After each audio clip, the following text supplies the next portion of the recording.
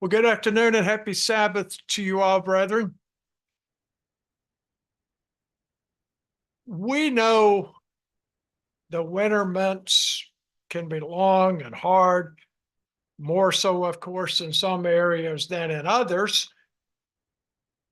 Even though we were told yesterday, Groundhog Day, that Phil, I don't know which way it is, did he or did he see his shadow, but it says it's going to be spring is coming sooner than later. So I think that's a good thing. But anyway, the fact is, the tendency is we still somewhat hunker down and we do not do the things that we might do in the spring and summer months. And therefore, we retreat into being somewhat lazy.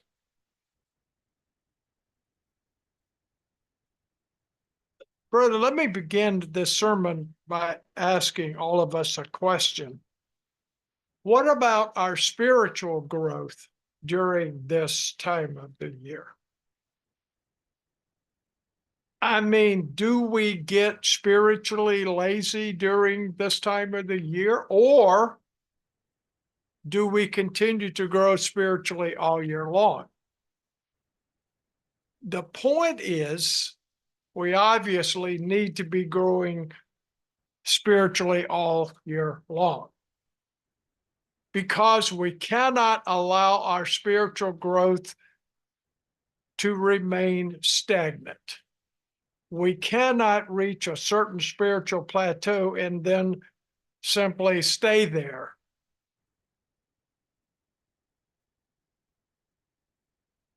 What I'm saying is by nature, we tend to either be growing spiritually, or we're standing still, or we're retrogressing. And there's only one that is the right one to be, and that is to be growing spiritually all the time. We cannot stand still spiritually. So with this in mind, if you would, go with me to Revelation chapter 3. Revelation chapter 3. Revelation chapter 3, we're going to read verses 15 and 16. Revelation 3:15. I know your works, that you are neither cold nor hot. I would that you were cold or hot. So then, because you are lukewarm and neither cold nor hot, I will spew you out of my mouth. And brethren, here's the point that I'm making. Is lukewarm. And unless we are constantly bringing our thoughts, our spirit, our attitudes, our human nature into control by yielding ourselves, by putting on the yoke of Jesus Christ, our human nature is going to pull us down spiritually.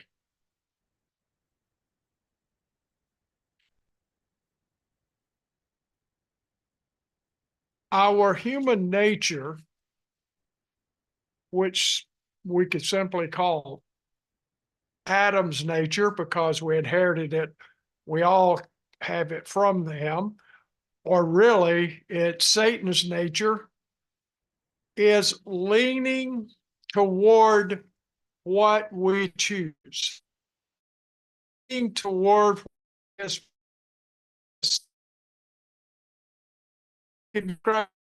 way.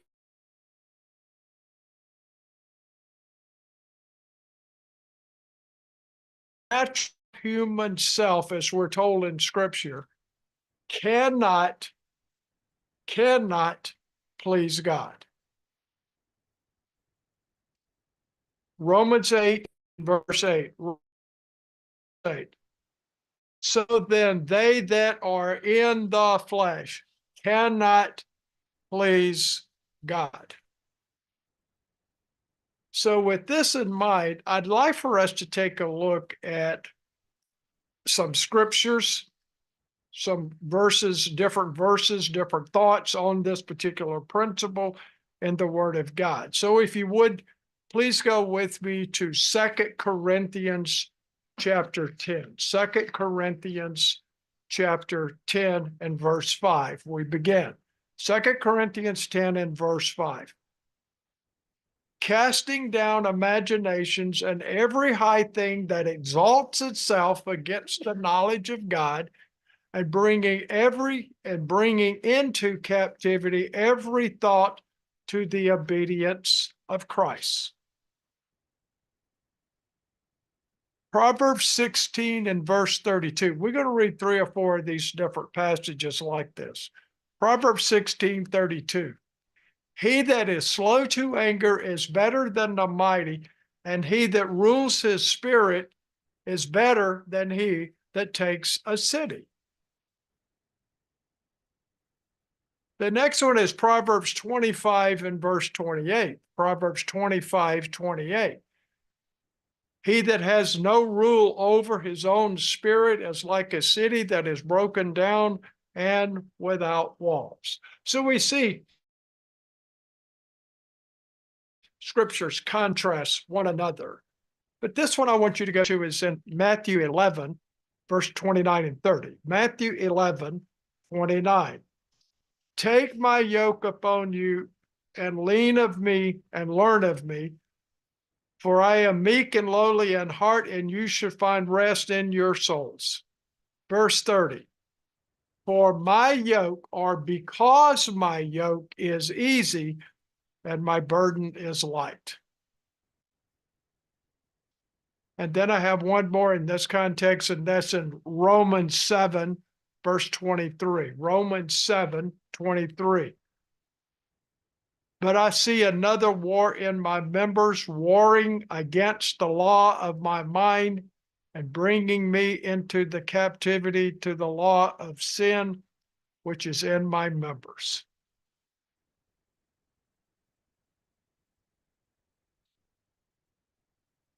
In other words, we are to be growing. We aren't to be stagnant. This is the point that I'm making. And brethren, in order for us to be growing spiritually, our success as true believers depends what I'm terming as the very purpose for our existence. And that is that of developing godly nature so that we will someday enter into the family of God.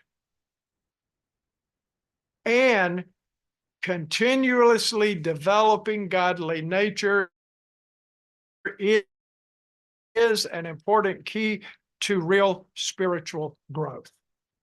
So I have entitled this message, it's a question: are we developing a godly nature? We already read, somebody's lukewarm, and they're not growing spiritually.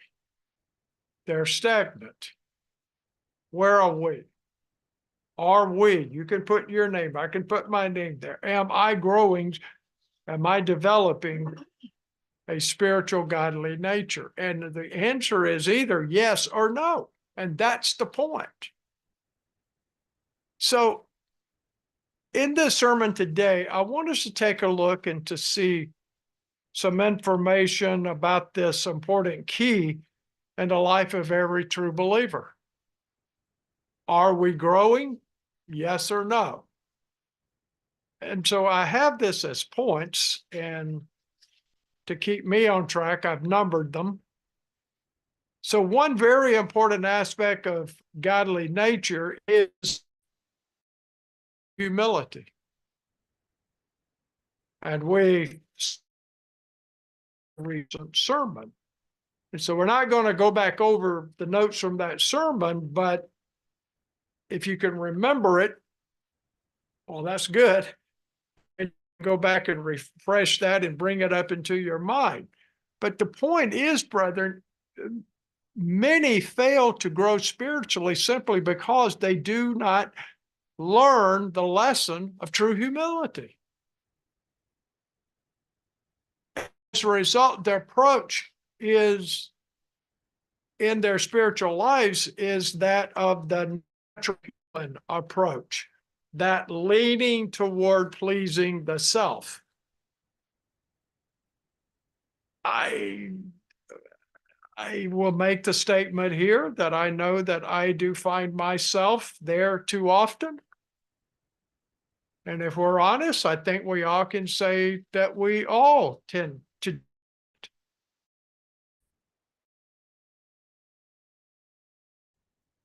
Humility is a matter of a person.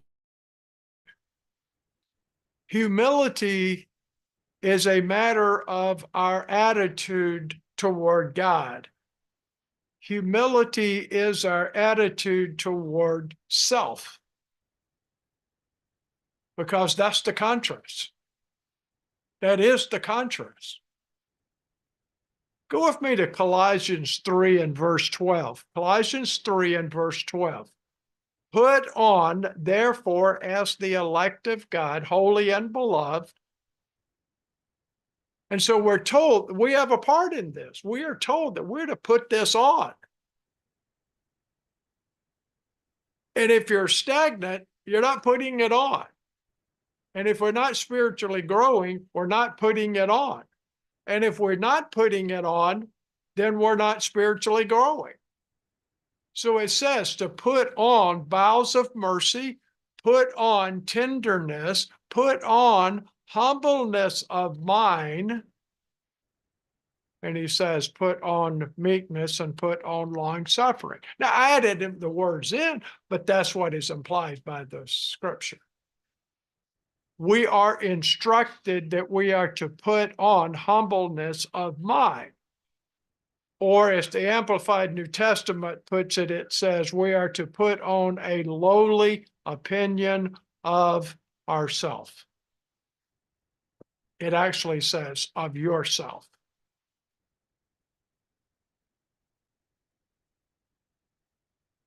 Please go with me to Philippians 2 and verse 3. Philippians 2 and verse 3. Let nothing be done through strife or vainglory, but in lowliness of mind, let each esteem other better than themselves. And brethren, having this scripture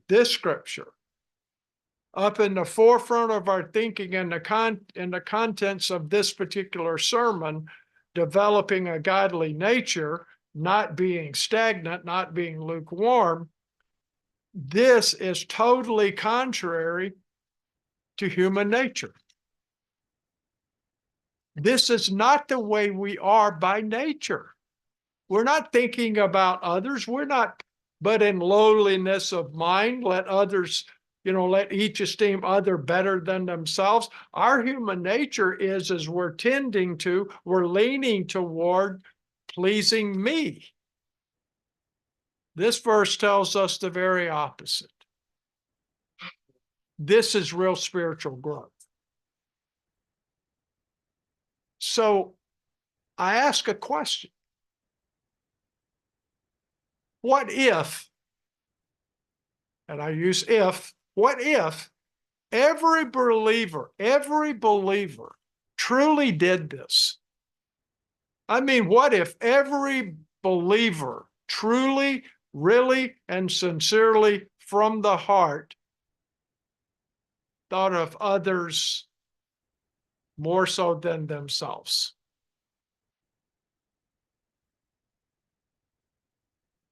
We would experience some real spiritual growth. And I mean, we would be experiencing some real spiritual growth in our life personally and in the church of God at large. And the thing is, brethren, as a result of this, we should be able to see our own sins and our own faults more clearly than we would be seeing other people's sins and faults.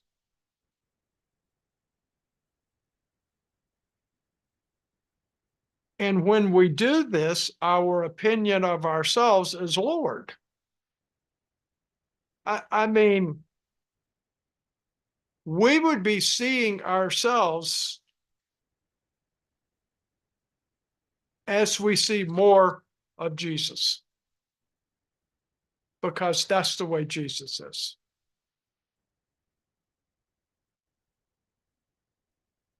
And brethren, I want us to please realize this kind of attitude, it begins on our knees before God. It begins with the opinion of self. Is our opinion lower than our thoughts to take care of and to look out for another person?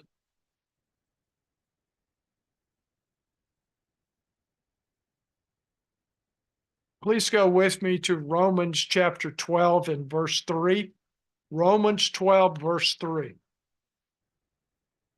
For I say, through the grace given unto me, to every man that is among you. He's talking to the church.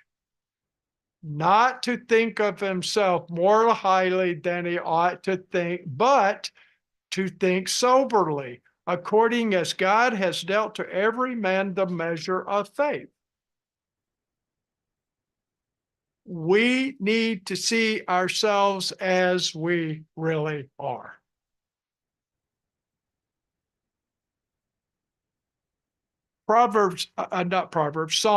Psalm 39, verse 4.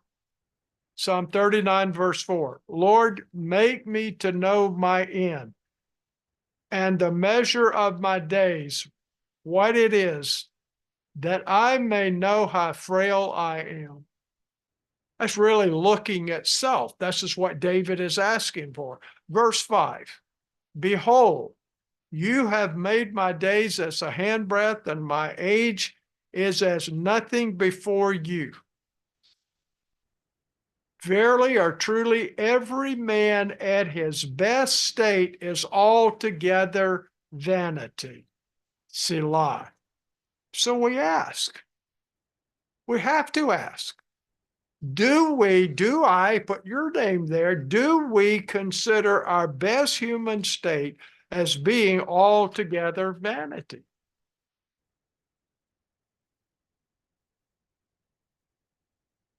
Brother, what we tend to do humanly is to minimize our own faults and weaknesses, and then we tend to exaggerate our strengths.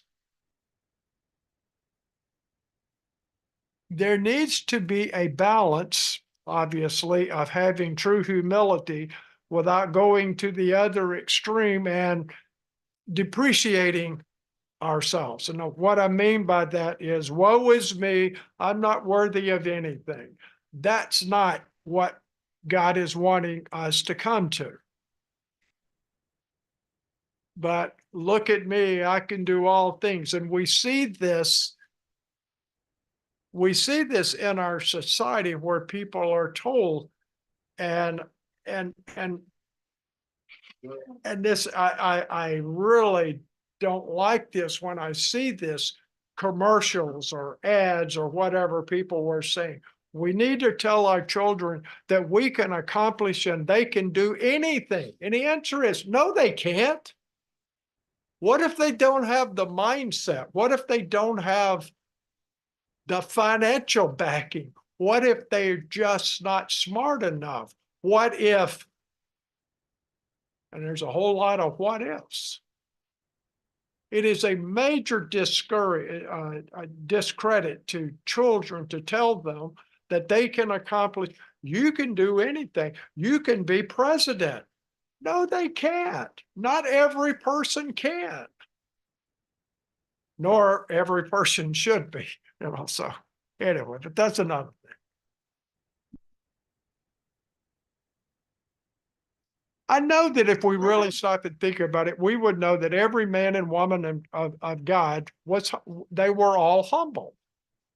We also know they all had their moments, but we can look at their lives and we can see some things about different individuals, how they had this humble attitude about them, and we can learn from that. Listen to some of their statements. I'm not going to read verses. I'm just going to say where they made these statements. For example, Jacob, name was changed to Israel. He stated, I am not worthy.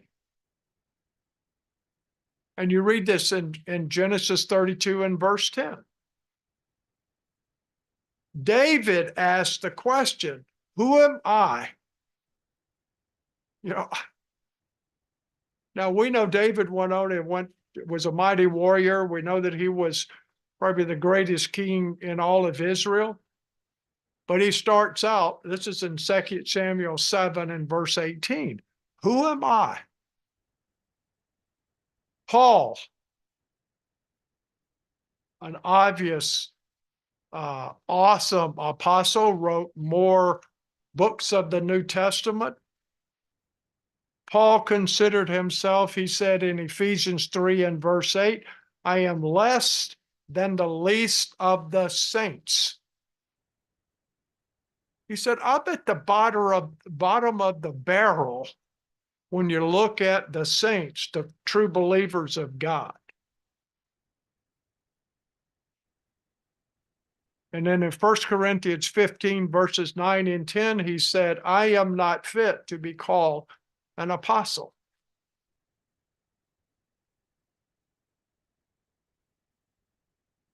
And what about this one? Listen to this one. It's the statement of Jesus Christ. We're going to read this. Go with me to John 5:19. John 5:19. Then answered Jesus and said unto them, verily, verily, or truly, truly, I say unto you, the Son can do nothing of himself, but what he sees the Father do, for what things soever he does, the Father, these things does the Son likewise. And still in John 5 and verse 30, I can of my own self do nothing. As I hear, I judge, and my judgment is just. And then he says, the key point, because I seek not my own will, but I seek the will of the Father which has sent me. Wow. Wow.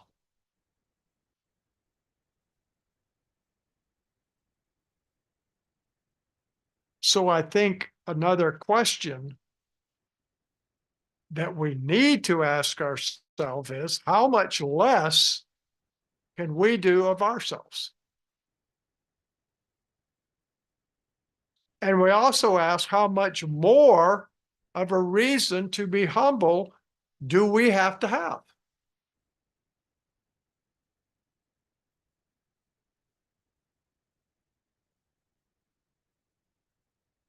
Now, I want to look at an example from the scriptures that we don't tend to think about this as in this particular context, but I want you to go with me to Matthew 15. Matthew 15, and Jesus deals with a woman, and we're going to look at an attitude here. Go to Matthew 15, verse 22. Matthew 15, 22. And behold, a woman of Canaan came out of the same coast and cried unto Jesus, saying, have mercy on me, O Lord, you son of David. My daughter is grievously vexed with the devil, with the demon. But Jesus answered her not a word. Wow. Okay. And his disciples came and besought him, saying, send her away, because she cries after us. Verse 24, but Jesus answered and said, I am not sent but to the lost sheep of the house of Israel. Then came she and worshiped Jesus and saying, Lord, help me. But he answered and said, it is not meet or it is not right to take the children's bread and cast it, and cast it to dogs. And she said, true, Lord, yet the dogs eat of the crumbs which fall from the master's table. Verse 28. Then answered Jesus and said unto her, O woman, great is thy faith.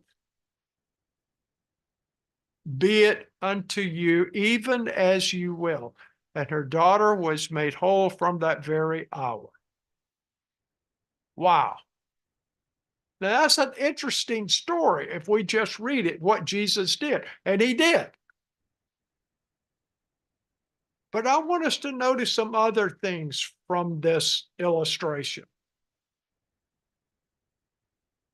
The first thing that I want us to note it is the complete humility of this woman.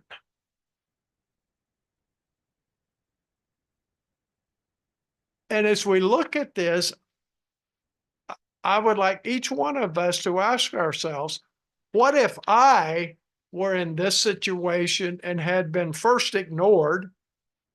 As you said, I answered not a question, and then answered the way that Jesus answered her. Let's read it. Verse 23, and he answered her not a word. She's ignored. Now I understand, and the disciples said, send her away. And then he said, but I'm not sent except to the lost sheep of the tribe of Israel. And verse 26, but he answered her and said, it is not meet, it is not right to take the children's bread and cast it to dogs. By inference, he called her a dog.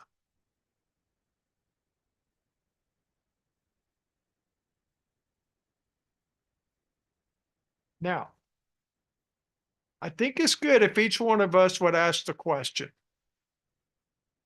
what would be my reaction? Would my reaction show the same attitude of real humility as did this woman?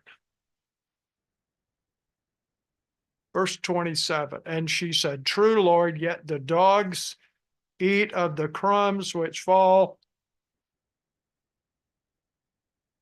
from their master's table.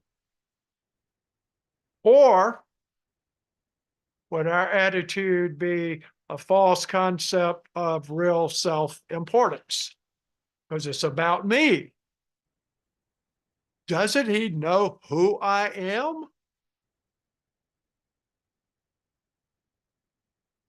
There's actually a lot more from that illustration. But I want us to go to Luke 14. Luke 14 and verse 11. Luke 14, verse 11.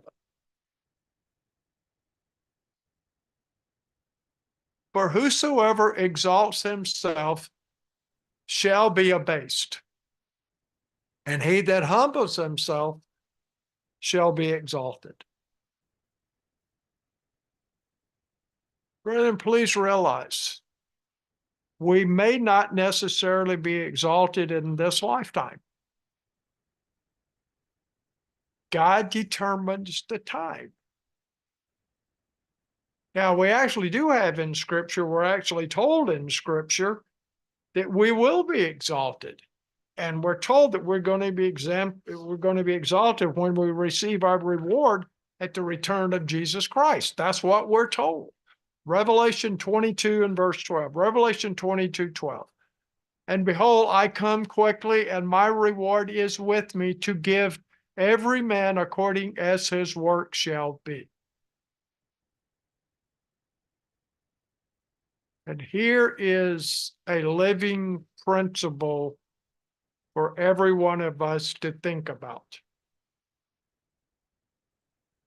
If we seek to exalt ourselves, we will be abased. We will be put down. If we seek to develop the real, true humility, just like Jesus, and we saw other examples of servants of God as part of our spiritual nature, then we're going to grow and we're going to become more effective believers before our Lord and Savior Jesus Christ. Now, I think we all understand we don't do this all on our own. We do have a part. I want us to understand we do have a part. And Jesus living his life in us through the indwelling of the Holy Spirit also has the very gigantic, huge part. Go with me to Galatians 2:20. You know this verse. We read it often. It ties into a lot of what we talk about. Galatians 2:20, I am crucified with Christ. That means we've been baptized. Nevertheless, I live, yet not I, but Christ lives in me, and the life which I now live in the flesh, I live by the faith of the Son of God who loved me and gave himself for me.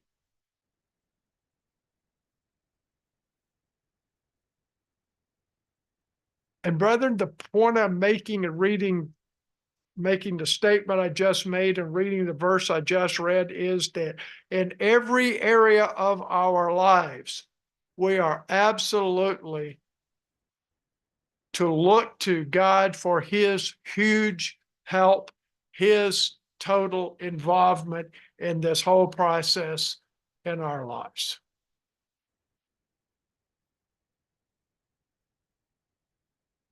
And if we put our trust in self within our human nature,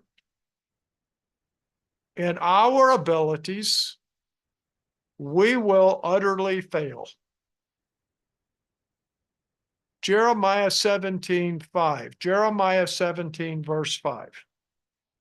Thus saith the Lord, cursed be the man that trusts in man, that makes flesh his arm, and whose heart departs from the Lord. Then on the other hand, we also see that if we trust God, our efforts are going to be blessed. That's what we see in verse 7. Blessed is the man that trusts in the Lord and whose hope the Lord is.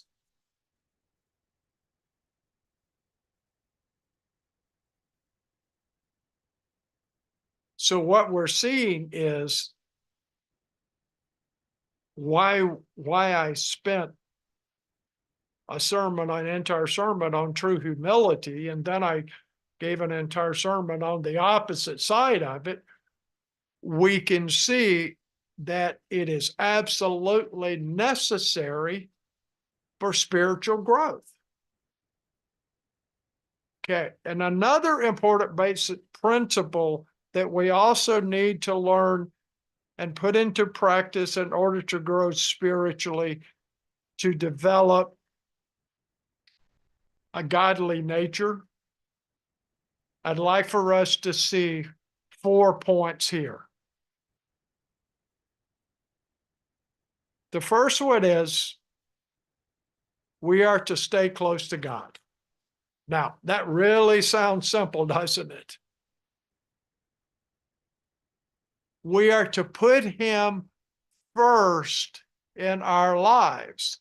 And what I mean by that, it is we are to really, truly live Matthew 6:33. Matthew 6:33, but seek you first the kingdom of God and his righteousness. First. It means, in the Greek, this word here means order of priority. It doesn't mean we're to seek God. It says we're to be seeking God first, and his righteousness, and all these things shall be added. The second key point that I want us to see here in developing godly nature is number two is we pray for his help in overcoming our problems. We go to God, and there's all kinds of scriptures. I'm not even putting one here. Then the third one is then we work on them with a positive approach, expecting and also depending on his help. We expect that he's going to answer. We expect that he is going to do his part. John 15, verse 5. John 15, verse 5. I am the vine, you are the branches. He that abides, or NIV says, he that remains in me, and I in him, the same brings forth much fruit. Because without me, you can do nothing. Now, we just read just a few moments ago that Jesus said in Matthew 5 and verse 19, the Son can do nothing of himself. And here, Jesus is telling us, makes it very clear, that we can do nothing without him. Which means, point number 4, we recognize and we have to admit we can do nothing worthwhile apart from God, our Father. Of course, we're going to follow the example of Jesus Christ. So yes, we could say apart from Jesus. Yes, but it is also, Jesus said, implied to us that we can't do anything about God the Father. And that is an important point.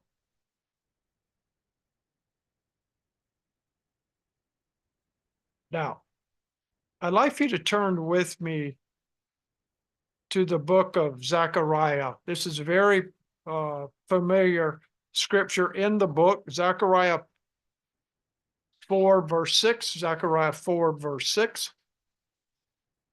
Zechariah 4, verse 6. And then he answered and spoken to me, saying, this is the word of God unto Zerubbabel, saying, not by might, nor by power, but by my spirit, says the Lord of hosts. Not by our own physical abilities, but by God's Spirit, that we grow and become more effective and productive believers. And that is humble before God. Put on humbleness of mind. We read that earlier. And that spirit, not by might, nor by power, but by my spirit. That spirit and the help that it can give us is available to all who seek it.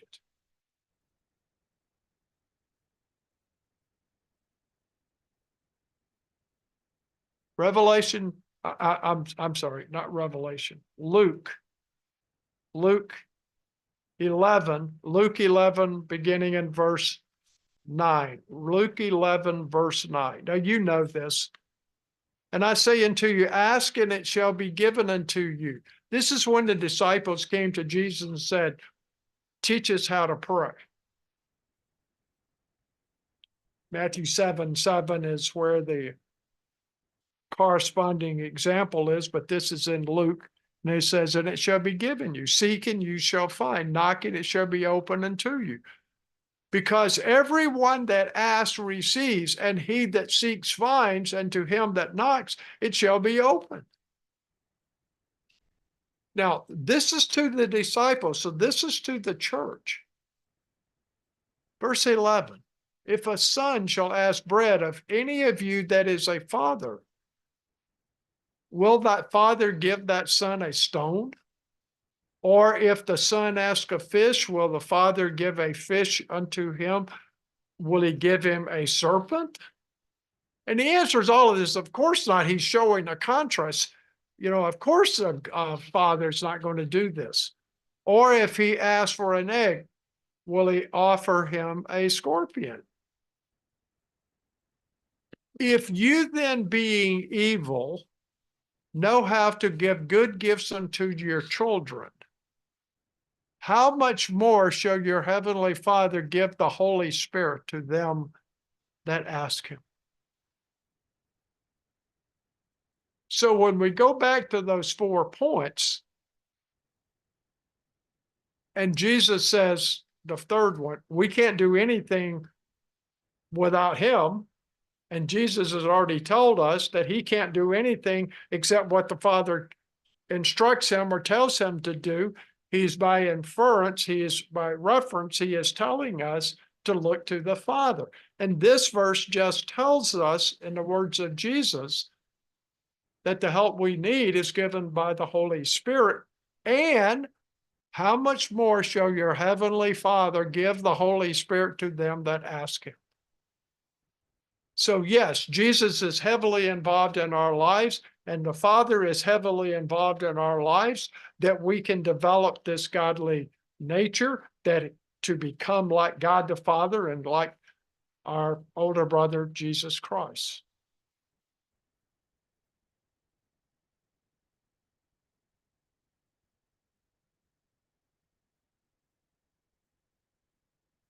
Brethren, I want us all to remember these,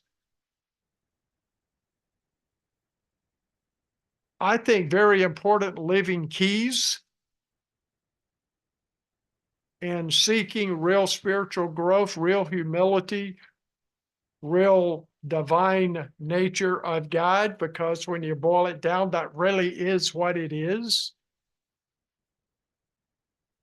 And in a future sermon, God willing, we're going to take a look at that. In other words, it's going to be like a part 2 to this. And so I would just simply like us to end this by saying, let's all grow spiritually all year long. And let's use these points. And let's become a year-round, continually spiritually growing believer. Not just hunkering down because the weather may be a little cold or a lot cold in some places, but we can still apply these principles, and we can live this, and we can grow spiritually all year long. Because the thing is, the help we need is available to us. Because very simply put, we saw it. Jesus told us the help we need is the Holy Spirit, and we just ask.